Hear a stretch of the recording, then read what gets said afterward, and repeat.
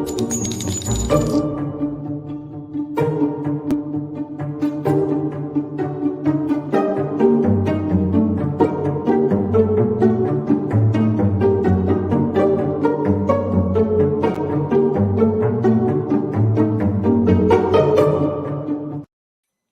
everybody, and welcome to the True Crime Squad.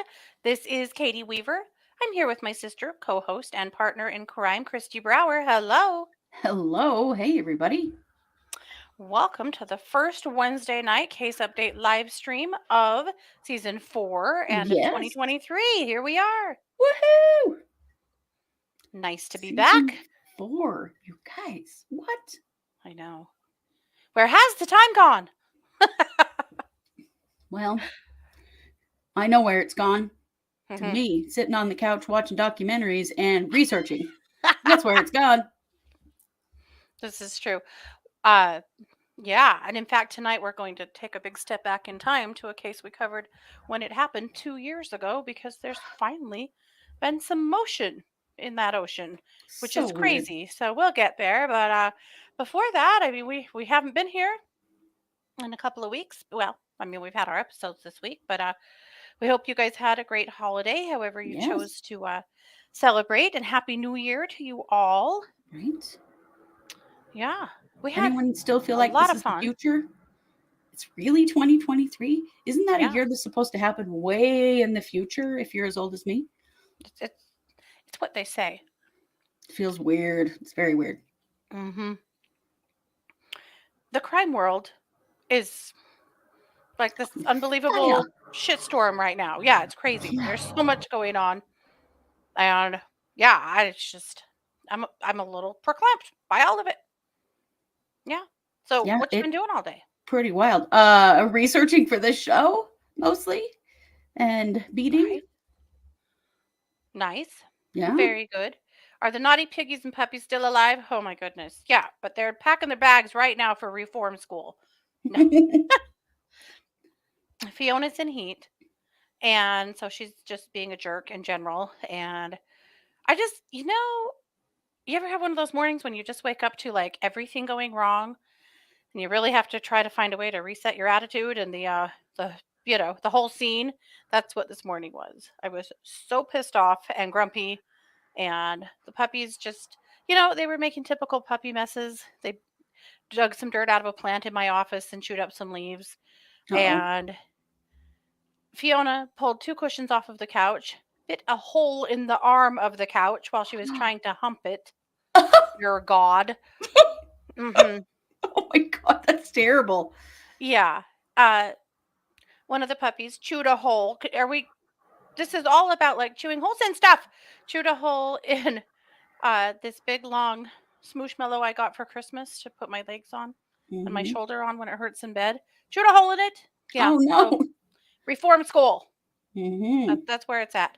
Very annoyed. So so that's where it's at. But yeah, they're alive. They're fine. They've had their toenails done and snacks today. Oh, in fact, Bruno, I had a picture to share with you guys of Bruno getting his toenails done today, because my God, the trauma is real, man, at least for him. He is so rude about getting his toenails done that I ordered one of those sling things that you hang them in, to just put their toes out. But it's way too big for him, because he's itty bitty.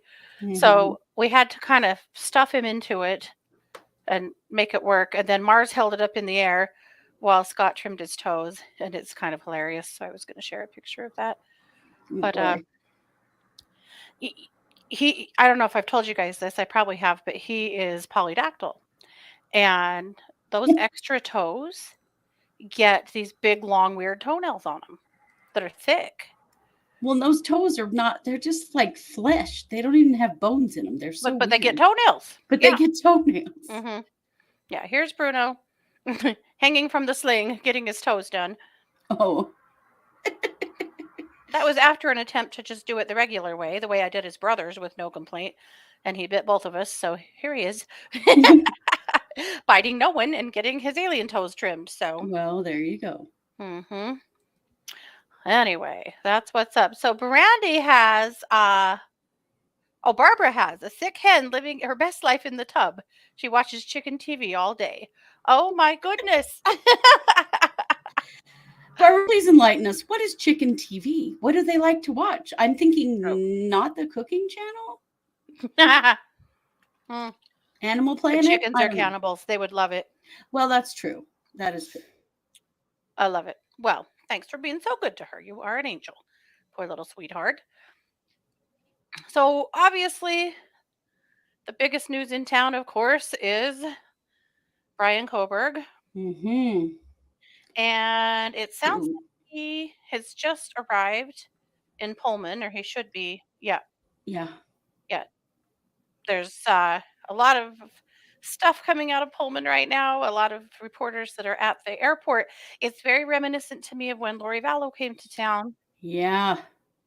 except for that it looks like maybe they've actually been honest with the press about when he Right. was coming and what was happening versus Lori Vallow's when they lied to the press and misled us and brought Right. the side door while everyone else was waiting at the door that all prisoners come in.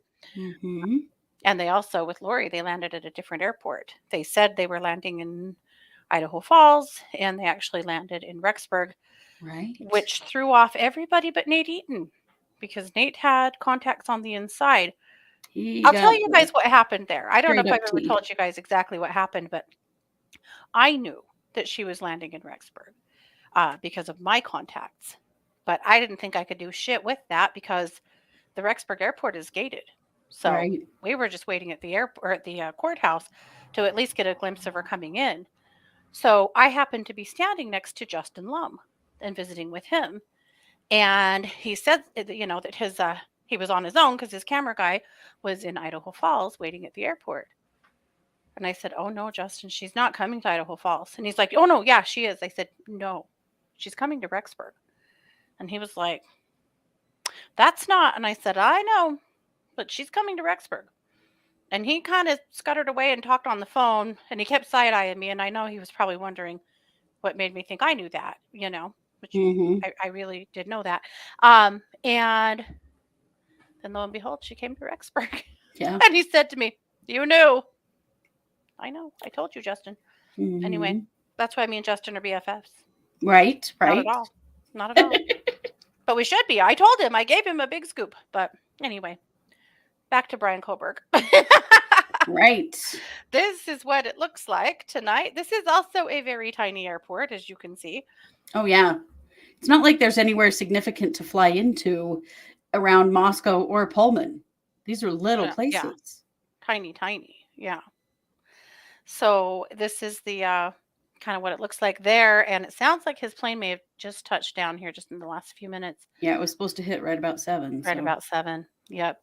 We suspect that he'll be in court in the morning and then that arrest affidavit will be unsealed. We'll see. Kristi, take it away. There's a lot to say. fingers crossed. Okay. There is so much to say. And we did do an update a little bit earlier, but lots of things to say. First of all, I don't know. What's first? One thing that we have learned is that his parents have hired a crime scene reconstruction expert. Now, this crime scene reconstruction expert happens to be in Washington State, which makes me think that Brian knew him or knew of him being a criminology PhD student in Washington, right? That crime scene reproduction expert has already been in the house. And this was the Post concern. This is from the New York Post, and they did confirm it with the Moscow police. And they have already spent 5 hours in the house reconstructing the crime scene. Yes, Janet, that's a great question. And the first one I had: how are they hiring someone to recreate a crime scene but not a lawyer? Well, we don't know for sure. We know he had a public defender in Pennsylvania. We will see what happens when he goes into court. His parents had publicly stated they couldn't afford to pay for a lawyer for him. But now we're wondering. Yeah. The judge did do a gag, but what the gag order is it's not on specific warrants and things like that. It's telling the police to please shut up and stop talking to the news, and please stop telling things that shouldn't be told. Mm-hmm. So it doesn't actually address any documents. It addresses the police officers, the prosecutor's office, anybody like that is not allowed to speak publicly about this case. Mm-hmm. So there is that warrant is not, it was only sealed until he was seen in an Idaho court. So we shall see what happens tomorrow. Yeah. Because we don't know yet, but we're thinking that he will probably have some kind of initial hearing.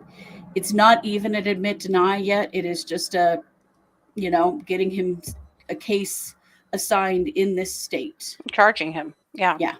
And then there will be, the other hearings will begin after that. Mm-hmm. But yes, see, Cranky, I have the same thought that the crime scene guy, he must know this person or have some connection to them, where it's in Washington, and they must have been quite close to Idaho because he was only in court yesterday, but they have been in the house. They were really focused pretty heavily on blood spatter. That's something that this particular expert does a lot with. And so will they still release the affidavit? As far as we know, yes. Brian Enton, who is a journalist that we follow heavily and who is generally tremendously accurate, thinks because it is a public document that it still will be released. It could be redacted, though. And, are we going to get the whole thing? Are we going to get a bunch of black marks? We don't know. Right. We just don't know yet. But because the judge is very active. The judge released this statement of, all y'all shut up until this case is over. Shut up. Also, she has also now released a statement or a ruling, something, a memo about behavior and sort of structure about what will happen in the courtroom, how people can be there. That does not block cameras. Right. She did not kick cameras out of the courtroom. So far, things will still be live streamed. She did talk about that if they do that, they'll probably just have one entity who can film and stream, and then everyone else will just piggyback off from that. Yeah. So we'll see. Janet says, as a criminology PhD, don't you think he'd know that Idaho doesn't have an insanity plea? Probably not because of his degree. Criminology is about criminal behavior. It is not about the legal system. It is about criminal behavior. Now, could he have done his research and learned that? Sure. He definitely could have. Sure. He was. However, he's not going to be found unable. No. He was a PhD student in the crime realm. There is no way on the planet of Earth anyone is going to find this guy unable to understand the charges against him or able to participate in his defense. It's just not going to happen. He already very much proved that he covered up his crime. He evaded the police for 7 weeks. He went back to school and continued teaching. He went home and had Christmas with his family. No one was the wiser. He's not incompetent. He was asked in court in Pennsylvania if he has any mental health issue that would affect his ability to understand what is happening. And he did say no. I cannot imagine that someone who has the kind of ego that this dude must have would ever be interested in a mental health kind of plea anyway, or claiming incompetence or whatever. I think it's really unlikely he's going to go that way. Yeah, it's just, I think it's more at this point just situational, we do that because we do that when something this huge is going down. Because it is the first thing that the courts are going to do. They're going to have a mental health evaluation of him. They're just making sure, No, they're just covering all their bases. Yeah.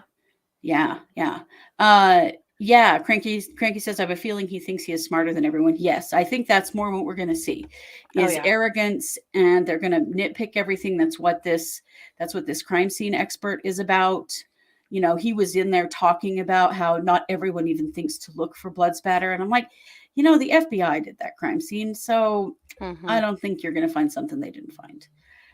But we'll see. We shall see. Yeah. Some other interesting things that came out today in People magazine did an article that I thought was interesting, talking about how there's a bar in Pennsylvania that Brian used to go to, where he was known to be someone who really bothered people and bothered women particularly. He was kind of tagged as being a person who his driver's license was tagged as being someone who could be problematic, so that when they scanned his ID, they would keep an eye on him. And they at one point, did actually have to have a conversation with him about if he was going to be appropriate in here or not. Right, after he'd called a waitress a bitch because she didn't want to tell him where she lived. Yeah. He was asking personal information about where people live and their names and stuff, and made people really uncomfortable. And well, not people, women. Yeah. Yeah, and apparently once they confronted him about that, he never went back there. The one guy that worked at this bar said in his final interaction with Brian, he said, I went up to him and said, hey, Brian, welcome back. I just wanted to talk to you real quick and make sure that you're going to be respectful this time and we're not going to have any issues. Yeah. And Kohberger apparently acted kind of shocked and said, I don't know what you're talking about. You totally have me confused. And then he never came back after that. Yeah. There are other women. So shocked, I tell you. Yeah. Right. There are things coming out about potential stalking situations that have happened before, and what we're hearing is it's not good news. I mean, he has definitely been the kind of guy that has done creepy stuff and made women uncomfortable. Yep. Over time. Yep. So I think, is that everything for now? I have a handful of things from this. For your watching, listening enjoyment, 3 times that little Marky Means has gotten real salty regarding this case on Twitter. Oh, good heavens. You can say what you want about Musk, and you can. I'll listen. But sometimes Twitter just really does it for me. So, and if I wrote a tabloid, I would write a headline that says, is Mark Means going to be representing Brian Kohberger? Due to the fact that he is all over this case on Twitter, and I'm here for it. So here we go. Here is a press release. This is about the non-dissemination order, the gag order. Yes. Mark comments, so disgustingly Idaho. Leads to backroom judge, prosecutor, intimidation of defense. All one word. Lots of caps where they don't belong. The hell that means. Off-record manipulation of the record, minimizing police error. Our banner is in my way. Can you pull the banner for a minute, actually? Oh, yes, I can. It's going to be in the way of the next 3. Oh, well. Avoidance of public embarrassment of state actors. Same song, second verse. Of course, following public police statements. What did all that mean? Who the hell knows? But salty means? Salty? Yep. Still butt hurt? Yeah. I think so. Then today, the sheriff actually did speak to the press, which is a bit confusing considering the gag order, and said that BK will be housed in a separate cell. And Mark commented, should this have been gagged? Air quotes, of course. And then, again on the gag order, he didn't have enough commenting on that. Media take note. Idaho state actors will use you when needed and shit you out when done. By allowing... Wow. By allowing the use of media by the state until the defense begins to receive filed affidavits, pleadings, discovery production is a blatant violation of a defendant's right to a fair trial. What? Word salad. Yet Yummy, again, Mark yummy. Means does not know how to be a defense attorney. Yeah. I see those writing lessons he got for Christmas are not paying off. No, they are not. He did not take up the opportunity for his Grammarly free trial. Yeah. These guys think that Mark makes us gag. Mark needs to be gagged. Yeah. Well, it's very right. What is he talking about? Because the dissemination is like, do not be sharing information about this case with the public that is sensitive information. What she said is, we don't want anything getting out there until the jury has been chosen. Mm-hmm. Which legit, we have seen the problems that come with that right here in the Idaho Falls Rexburg area with the Daybell Vallow case. So I understand, Latah County is a not very heavily populated county. Mm-hmm. They're going to have the same problem that there's no way in hell that trial is going to happen in that county. Mm-hmm. It'll go down south for sure. Yep, absolutely. But yeah. So Brian Enton said 4 minutes ago, looks like playing with Kohberger may be on final approach. So it's not there quite yet. But they are ready for it. It is just almost there. Yep. I did say, because we did talk about that he was wearing the the turtle shell, the anti-suicide shell.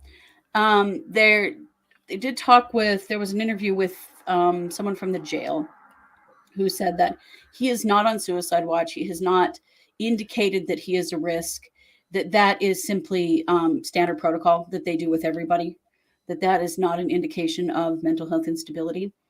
He hasn't really indicated any instability at all. He is frighteningly icy and cold. Mm-hmm. And it comes off as extreme arrogance to me. Mm-hmm. And yeah, a lot of you were talking about the look in his eye, and it is pretty terrifying. Mm-hmm. He does not act afraid at all. And don't you think that if you had the ability to feel actual emotions, that you would be terrified right now? Right. And be definitely showing it publicly? Well, I love this comment from Sue Ann. She said, I have a feeling that maybe he did this crime knowing that he would be caught, and he wants to try to prove his innocence. It's been his intention from before he did the crime. I wonder too, Sue Ellen, if there is some kind of pathology here for him in it very well what could he's be. up to.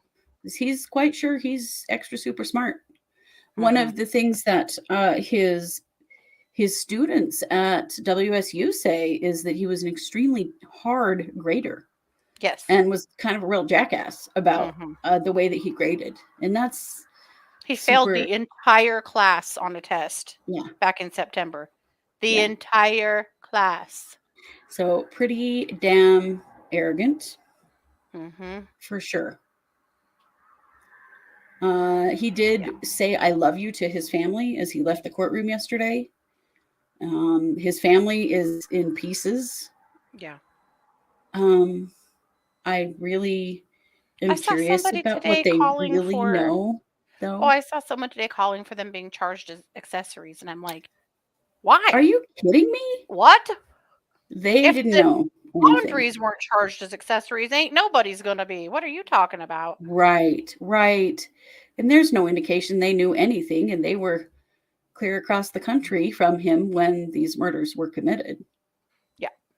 Just the ability to maintain enough composure for your close family to not think there was something very off with you.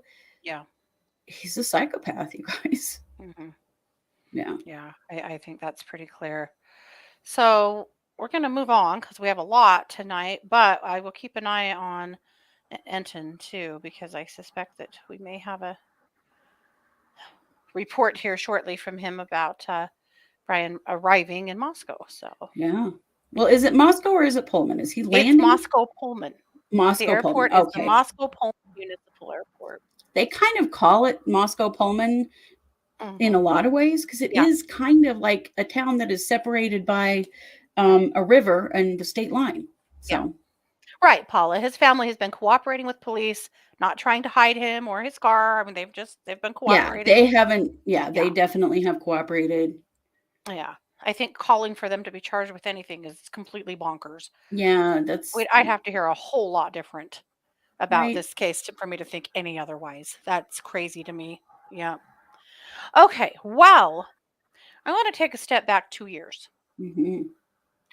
2 years ago, we brought to you the case of Jessica Mast. And in fact, it was our first case back after Christmas.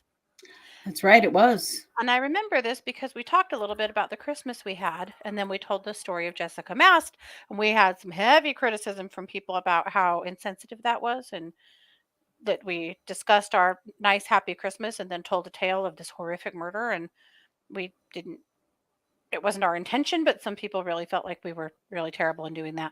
But I know. anyway, We're apparently not supposed to be actual people, it turns out. No. We get that sometimes. We know you all don't feel that way on this live stream, but we get that sometimes. We in the do. comments. So let's talk about it a little bit. This was the case that happened in Benton County, Missouri, in this family that the mother, apparently, their neighbors had decided, along with dad, that mother had demons. Mhm. Mary had demons. They were And Mennonites. they were Mennonites, yep. Well, kind of. They had been Mennonites, but they had Yeah, actually been kind of kicked out of their church and were kind of doing their own thing. kind of a spin-off. hmm And so the neighbors, Courtney and Ethan Mast, Mhm. decided to help out. They weren't related, by the way. Ethan Mast was our neighbor, but not related. Courtney Yeah. Auman is her last name. Mhm. Mary and James are mom and dad. Mhm. So there were 3 children in the home. Jessica was the oldest. She was 4. There was a 2-year-old little brother and a 7-month-old baby. Yeah. And for whatever reason, they decided that Mary had demons and that the only way to get the demons out of Mary was to give her daily beatings. So that started. Then they Mhm. decided that it wasn't enough to just beat Mary. In order to get all the demons, they were going to have to also beat Mary's children. Yeah. They spared the baby, it appears. Jessica took the worst of it. Mhm. For 2 weeks, she was terribly abused daily. Eventually, remember this was in December, this was just like 2 days after Christmas. Yeah. She was taken outside to their yard and essentially drowned in a pond. They made Mary take her out in the middle of the pond and hold her under the water. And then they took her upstairs and put her on the floor in her bedroom, and she finished dying there. Right. And then Mary called 911 and said that that her daughter wasn't breathing, and the police came. And basically Mary kind of spilled the story from the start, that this is what was happening or what had happened. Mary Mhm. had a lot of injuries. She did. She'd been whipped. Her back had been whipped many times. She had a James had black also eye. she had a black eye. James had also been whipped, but they were also accessories. So James and Mary and Ethan and Courtney were all charged with murder and held for a minute. Very brief time. And then Mary and James both bonded out. Ethan did not, and neither did Courtney, actually. But Ethan finally, last spring, so about a year and a half after the fact, pled guilty and accepted a Mhm. sentence. And in November, Mary and James both showed up to court for a hearing to find that the bail bondsman was uncomfortable with what was going on with them, because they were just living like life was normal. They were. Living like life was normal, And living with had their been for family nearly 2 members. years. I mean, hmm insane. And revoked their bail. And they didn't know that was happening. And they were both remanded back to jail. And there was quite the outrage from them and their families that had Yeah. happened. Well, Mary had court today. This is Mary. That is her Her booking mugshot. photo. Yeah. Well, Mary had court today, and Mary has struck a deal. On one hand, I am sure glad something is happening. On the other, you are not going to like this. No, you're not. They dropped the murder charges against Mary. She entered a guilty plea to first-degree child endangerment. All other 7 charges against her have been dropped in exchange for her testifying against Courtney and James. And she will now spend 5 years in prison. 5 years, guys. That's it. Yep. It's so gross to me. I recognize that she was also an abuse victim. She was an adult who was fully capable of calling the police and getting her kids out of there before this happened. Yep. And she didn't. No. And there has No. to be some level of accountability. Well, gosh, you would sure hope so. The way this has all been treated is just so freaking gross. It's awful. So James was supposed to be in court today, but I wasn't able to find anything about his trip to court yet. This case has gotten very little press. Yeah. And even their trips to court, sometimes it's days before an article actually shows up. So we don't know what happened with James today. Courtney will be in court on the 9th. I'm wondering if with Mary turning on them, if maybe they're going to manage to plead them all into, some kind of, guilty pleas and get him in prison. I don't know. I mean, Ethan's been in prison now for 6 months. Yeah. I mean, well, and why isn't Ethan testifying? Or is he? We Maybe don't know. he is. We don't know. We've never heard if that there was a deal there. Mm-hmm. But what? It's so gross to me that we're 2 years out and right. this Well, is yeah, Cranky, good point. Make sure she can't have her kids back or have any more babies. Right. Because the 2-year-old will be 9 at that point, and the baby will be 7. about 7. Yeah. They shouldn't ever. But I think this is what I think. They weren't supposed to have any kind of contact with the children or each other per their bond. I think none of that was being supported. I think their families were facilitating them all just being together. I suspect she's been raising those kids for the last 2 years. Oh, I'll bet she has. Something spooked the bail bondsman enough to revoke their bond. They found out something. Yeah. Mm-hmm. Oof. Yep. So, boo. At least there's movement, I guess. I've been so disgusted because where is there justice for Ariel Kalua? There has been nothing happen in the courts. Where is justice for the West boys? Now, the adopted parents are due in court. They're murderers. Let's call them that, for the people they are. They're due in court this month. So we'll see what happens there. But why are these things taking so long? Where is the justice for these children? Where is it? And then in general, where is Oakley Carlson? Yes. And where are charges for her parents? But anyway, I could go on and on. I won't. But at least we're seeing something happen in Jessica Mast. Right. And no, Brandy, she won't get credit because she wasn't in jail. She was out on house arrest. So no, she will get no credit for only time that she's actually served in jail. Mm-hmm. And will she get served credit for like a couple of months or a couple of weeks, maybe. Yeah. Yeah. Very short amount. Yeah. So ick, boo, hiss, all the things. Yeah. Not a fan. Okay. Well, let's move on from that. Kristi, do you want to talk to us about the Petito matter? Yeah. So, part of their case was settled back in November, and they were awarded the Petito family was awarded $3 million from. Did you say potato? Laundries. I heard it. No, I said Petito. But they're not quite done yet. So what's happened is that the Petito family has tried to amend their lawsuit to include Laundrie's really gross and slimy attorney, Steve Bertolino. Mm-hmm. We've talked about Steve Bertolino a lot. He totally was involved and right there and facilitated everything that happened with the Laundries right after all of this came out about Gabby, all of that. So they want to amend their lawsuit to include him as a defendant. So now, of course, the Laundries have come back and said, yeah, we don't want you to do that, and that's not fair, and blah, blah, blah. So it's just going back and forth. It's civil court, so it's slower, and it's way more complicated and legalese in the writing of it. They are late to file an amendment, but that doesn't mean that the judge can't allow it. laundries are trying to say that Bertolino isn't eligible to be considered a defendant anyway because he's their attorney. I'm not sure that that's actually true if they can prove, his involvement. Yeah. So there's a lot of back and forth going on here. It's not anything definitive at this point, other than, of course, the laundries are fighting adding Bertolino to the lawsuit.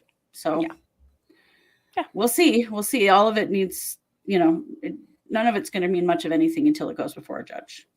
Bertolino should have never been their attorney in the first place. He's in New York. Right. This was going down in Florida. Why was he even their attorney? Family friend. Yeah, friend and trash. But if he was a friend of the laundries, then of course he was trash. Mm-hmm. Trash people. Speaking of trash, Josh Duggar. Oh, God. Right. Oh, pardon me. I need to take a drink so I don't vomit. Josh F. Duggar. Mm-hmm. He is trying to get an appeal. Of course. His camp claims that the judge should have let the jury hear about alternative perpetrator. I mean, what? This is like, alternative news. Right. Alternative perpetrator. Because if you remember in Josh Duggar, and maybe you don't, we've covered this into infinitum, but Josh Duggar, of course, is in prison for child pornography. Right. And that was behind multiple encryption walls on a computer at his office or at his car lot. Yes, FOS list for sure, Janet. Entire Duggar family, straight to the top. Absolutely. Yes, like alternative facts. Yes. So one of the things that his lawyer wanted to argue was that, no, not the hacker from France Theory, a different one, that the guy, the distant cousin who worked for him occasionally, that they never were allowed to present him as an alternative perpetrator. Why? Because he had an alibi. He wasn't even in the state. At the time that the essay was, or the CP was downloaded onto that computer, that person wasn't even in the state. Right. I mean, that was actually discussed at the time. Yeah. And wasn't even working for Josh at the time. Like, there was no probability that it was him. And that's what the prosecution had argued. And the judge agreed. Like, this is a waste of time. No, we're not presenting him as an alternative because he wasn't. Right. So now, again, here they are arguing it again that we just got a very unfair trial because we didn't get to give all of our alternative facts. And Josh, shut the hell up. You're not going anywhere. Just stay in prison where you belong. Do your kids a favor and shut up and sit down. Right. Well, and you're trying to implicate your cousin. That's really high class too. Anybody. But him. This is such old news. Like, you guys don't have anything better than this? Nope. But his attorneys are just going to be more than happy to keep taking daddy's money, to keep, throwing spaghetti at the wall to see if anything will stick. So here we are. But, I'm so tired. I saw some article the other day about Josh Duggar's first Christmas in prison away from his family. Yay. Best Christmas ever. Yeah. No one's getting molested by him. God. Disgust. Such a gross little shit. There's that.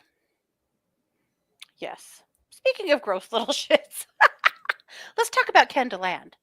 Let's do, because, Ken Deland is the college student from New York that was, studying in France. He went missing right before he was supposed to come home for the holidays. And then he just sort of turned up in Spain. Like, people think I'm missing. There's a lot of bullshit here. So his family has finally come out with a statement that is also a lot of bullshit. And, whatever. The problem I have with this is that the whole world got mobilized to find this fool when he wasn't really missing to begin with. So let me tell you what the family statement says. We continue to send our gratitude to the members of our community, the media, St. John Fisher College, and AIFS. The love and support we received while Kenny was missing were beyond measure, and our gratitude could never be enough. Kenny is a joy to many, his family, friends, colleagues, students, parents, and everyone who knows him. What Kenny went through while he was missing is still a blur. and we as a family continue to be with Kenny while he heals and processes. We appreciate all the expressions of love and concern we have received. We are grateful beyond measure to local, state, federal, and international law enforcement for their tireless efforts to find Kenny and bring him home. That's The funny. time he was missing is still a blur. The hell does that mean? Flat nothing is what that means. Mm-hmm. I don't know what they're trying to cover up here, if he like was strung out on drugs or what really happened, but I will present my theory, but it's not very nice. Maybe please it's nice. present It's it. not Let's not hear it. nice. Let's hear it. I think that he's gay and he has a lover. That And was that he can't be out to his family. He's part of like some alt-right Christian groups, yeah, and I feel like he can't be out to his family. I feel like he had a lover in Spain, and that he took off to be with him, and just kind of threw caution to the wind, and then eventually had to come back to reality. That's my opinion. I don't want to outing him. Maybe is very rude. That's only my opinion. There's no truth in fact here. Just my right, opinion. right. That's what I think. And I think that's very possible. And is he saying it's all a blur? That he just doesn't really Oh, remember? I mean, is that what's it's happening here? Cranky. Cranky had the same theory. Yes. Okay. And I have really suspected the same thing too. So something, but it's still a blur. No, it isn't. I mean, come on. No. The way his family was so shitty to the French police, and Mm-hmm. I don't know. This Hey, whole thing Jessica. stinks. So Absolutely, it does. And I yes, mean, I'm glad he's we're okay, but yeah. he caused an international incident, Mm-hmm. and that was not cool. Yep. Absolutely. Yeah. Dissociative fugue. No. I don't think so. I think that's what they're kind of trying to allude to. They didn't find him just wandering around naked somewhere, like Not knowing his own name. He right. saw himself on TV, in Spain Yes. on the news and went, "Oh shit, that's me. I guess I should check in with my family." Yeah. Yeah. Yeah. So I had at first wondered about that too, Ali Fair, but no, the way that he called them, and he was Mm-hmm. okay, Yeah. right? Oh LOL yeah. naked. Well, I mean, really, somebody has a really major dissociative event like that, you'd know. Mm-hmm. Janet says it might be a blur because he was in Ibiza with his lover. Right. See, it's something like that. I really think so too. Yep. Also, just the whole, we are so appreciative to the international law enforcement.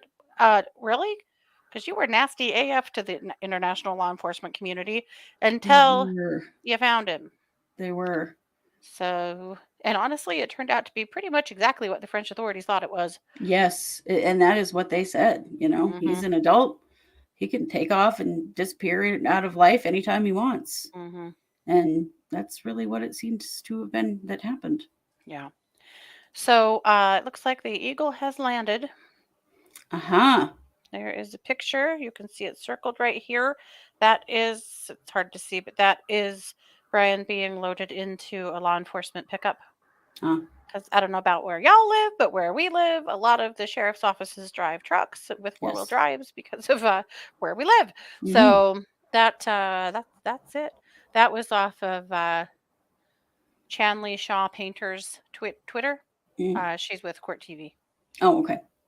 So if you want to go find that on Twitter, that's where I found it. There So you go. he is there. Now, an interesting point somebody made on Twitter is that when Casey White was extradited back, he was put in front of the judge instantly. There was Right? no hold you till morning. He was immediately put in front of a judge, and it was about 10:30 at night. So it's possible. It's only, let's see, it's 7:45 here, so it's only 6:45 there. Right. So it's possible that he will see a judge tonight. Yep. And, the media is all there snapping at the heels of the courts for that affidavit. So we may see it sooner than you think. We may. Mm-hmm. We'll see. Really wild. Time flies when you're having fun. Apparently. Okay. Well, and something super not fun.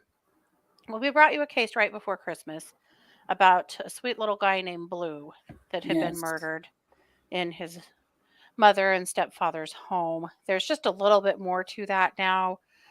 We'd heard rumor from what the little girl had said at the hospital that Blue had been drowned in the toilet by the boyfriend.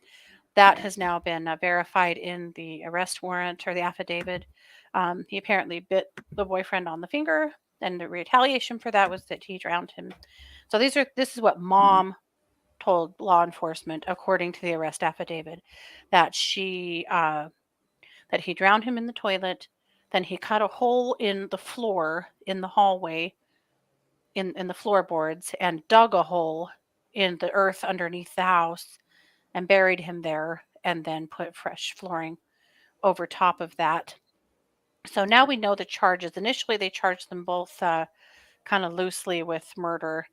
Now we know exactly what the charges are.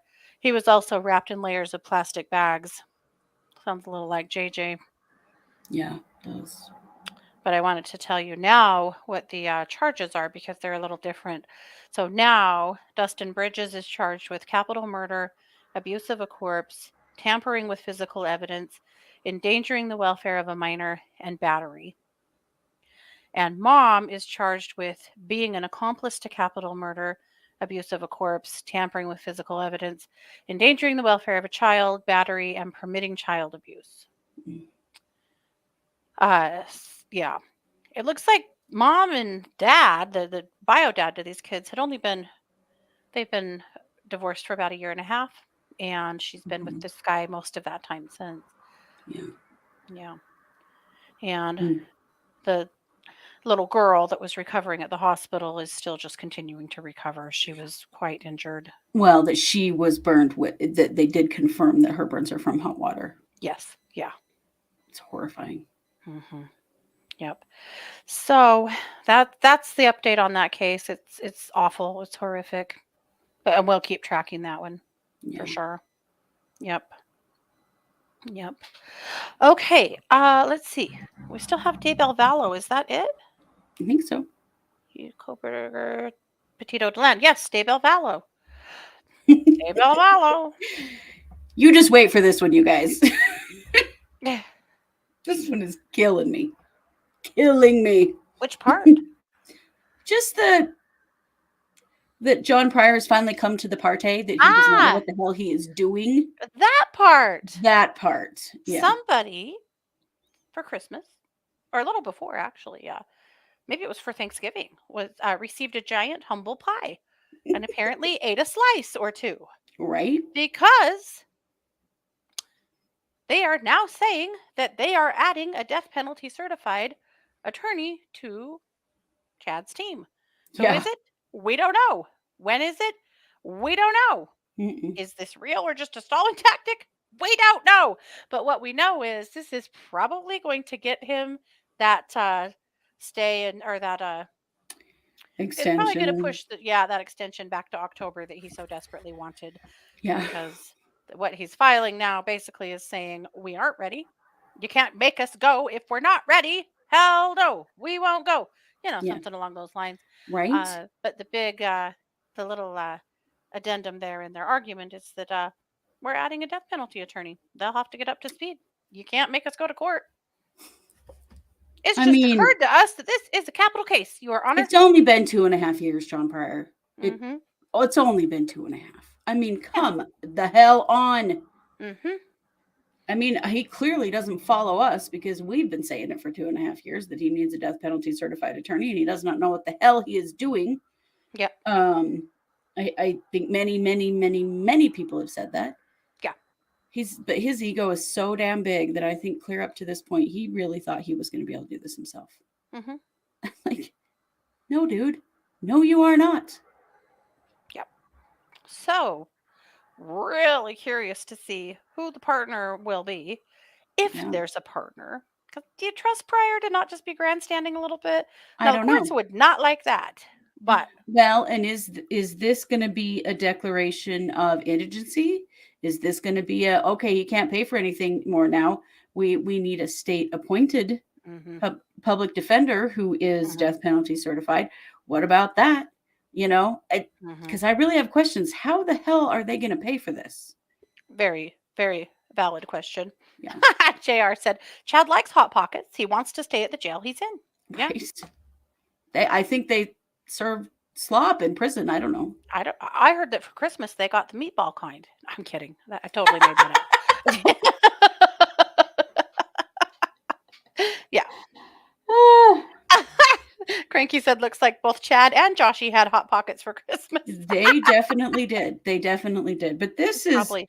the prosecutor's office has got to be absolutely just fuming over the last minute edition of this, for God's sake. Well, Paula's right. Paula said it's his last Hail Mary to get it to continuance. That's exactly what it is. It is, yeah.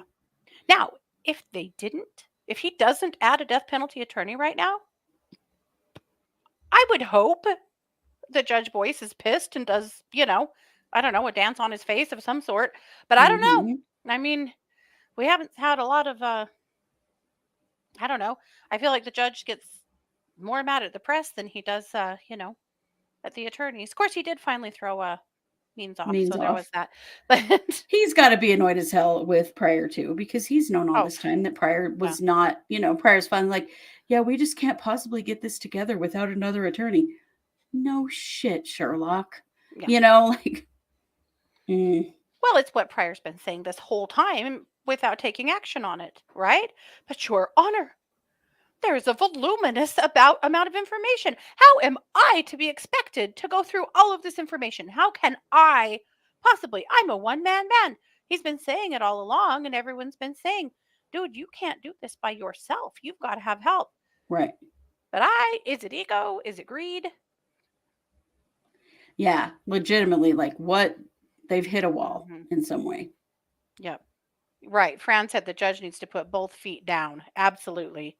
Yeah. Right. They can't keep denying the speedy trial to Lori.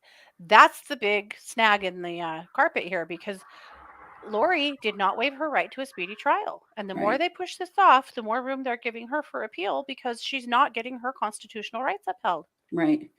But if her attorneys stipulate to this, I would imagine that the prosecutor's going to be like, for hell's sakes, no, we're going to trial. Yeah. But we'll see. I mean, I would imagine that the other defense attorneys probably will say, okay.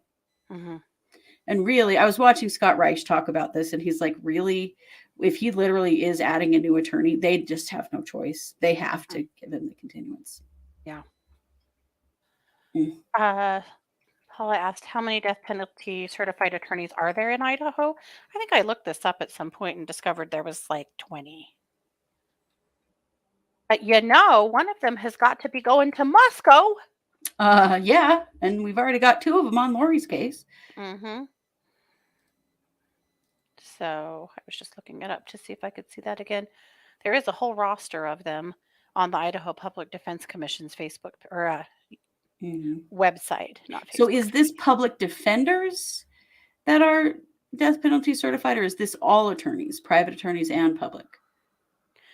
I think it's both. Okay. Yeah, I think it's both. Yeah.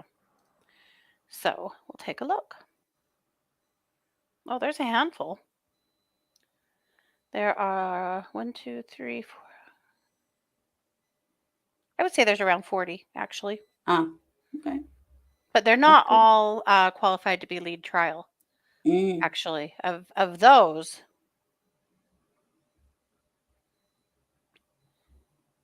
there's 13. And we already know for sure that 3 of them are hung up.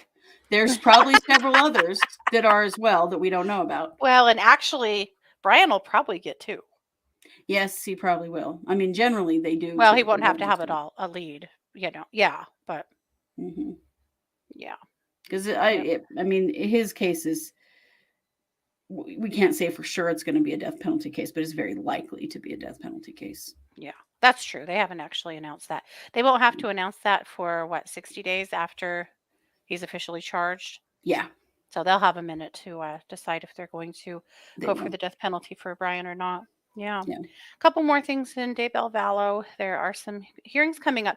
Interestingly, there's a page the Idaho State publishes of cases of interest where they post all of the pertinent information so that they don't have to constantly send more stuff out to the press. And that has not been updated since December 16th. So I'm guessing that somebody's been on vacation. So there's things that we don't know, but I'll show you what we do know. So this is from Chad's portal, his iCourt portal. So we do know that there was an order today on defendant's objection to the court scheduling order. So there was actually a ruling today, but or an order. We just won't see it probably for a few days. But that did happen. There's a motion hearing on the 19th, and that's what we know as far as Chad's concerned. There wasn't a lot there. And pretrial conference is coming up on February 23rd. They could just save us all some time and take plea deals on the pretrial conference at the pretrial conference. That'd be great. Yeah, let's do it. Just like that serial killer out of Virginia just did. Yeah. Why don't you save everybody some time and heartache and just plead guilty? Absolutely. So there's some orders here that we haven't seen yet, but we should see here in the next day or two. Part of the issue, is that in Idaho, suddenly our press is really wrapped up in the Moscow deal. We're not getting as quick of action on some of this other stuff. People are sick and tired of Daybell Vallow, to be honest. Yeah, I am too. I'm really over it, but we'll continue to cover it. Absolutely. And I'm sure you guys are over it too, but it's not going anywhere. So definitely. Now Lori had quite a bit more though. So there was an order to transport today for Lori. Also a notice from her attorneys of intent not to raise mental health defense. Interesting. Also, right? Yesterday there was that. Today there was a motion to declare defendant not death eligible. Because again, they're still arguing the death penalty in general, but also for her. And then, so there was a notice of a hearing that came out today. We don't know anything more about that yet. And then, of course, there is the motion hearing on the 19th, and that's where they're going to argue that motion to prevent the death qualification of jury and their motion to declare death penalty unconstitutional. Right. That's a big one. It's a really, really big one. And then, of course, the pretrial conference in February.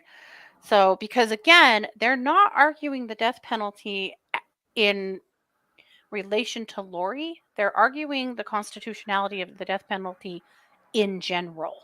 Right. Because what they're saying is that the way we apply the death penalty now versus the constitutionality of it, way back when has changed a lot, and it's just no longer constitutional at all.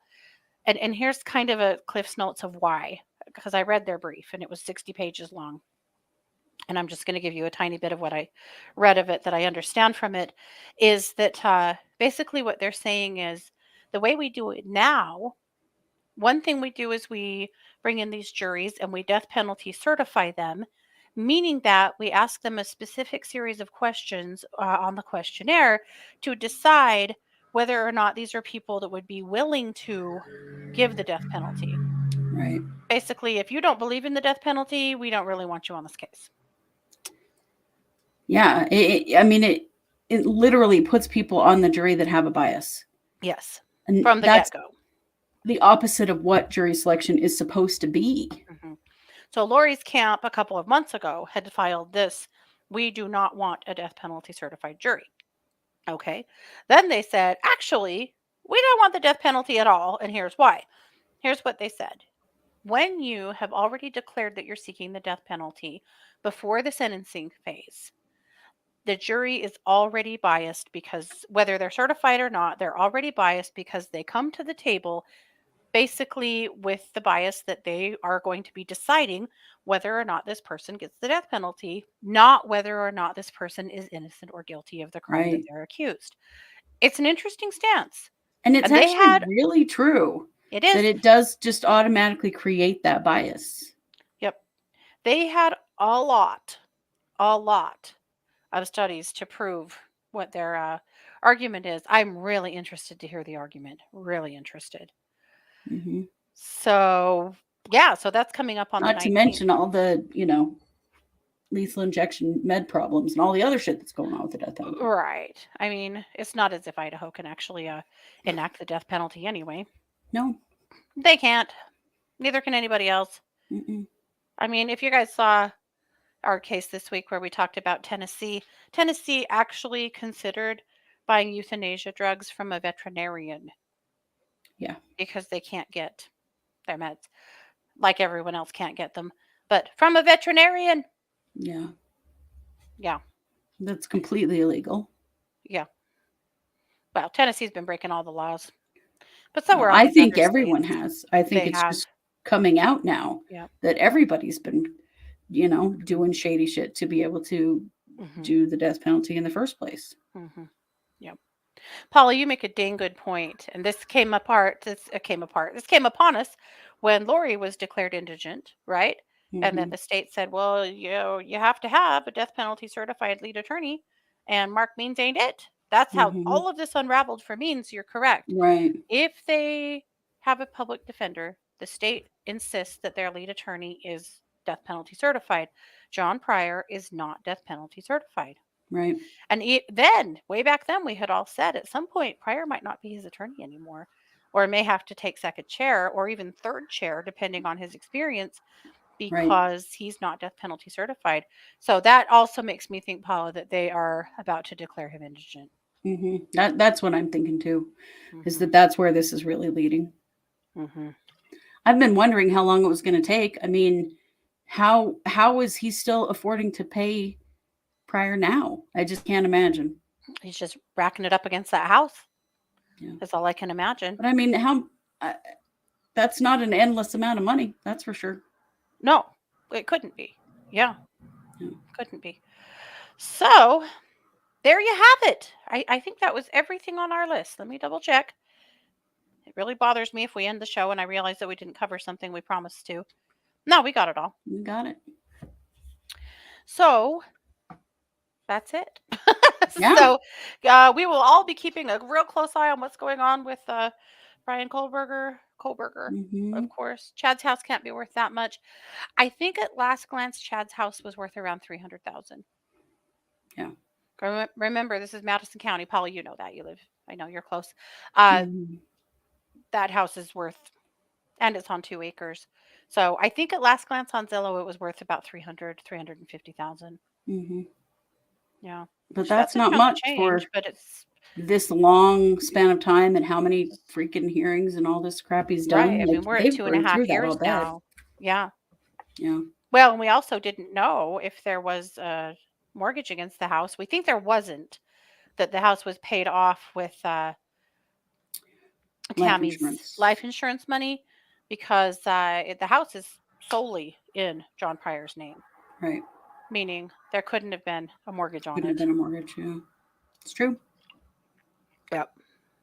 Alrighty. Well, thanks so much for being here. Take care of yourselves. We will be back Monday. Of course, if you subscribe to the Psychic Hour, we'll be back tomorrow night. We'll see you there. Otherwise, we'll see you Monday with a whole new slate of cases. And unless we end up updated with some shorts in between too. Yeah, and who knows? Once that arrest affidavit comes out, if it's burning a hole in our pocket, you might see our faces again this week. You might. It's true. If it's pretty juicy, we'll probably be back. Yeah. Definitely. Yeah. Alrighty, guys. Take care. This has been yet another production of the True Crime Squad. Bye, everybody.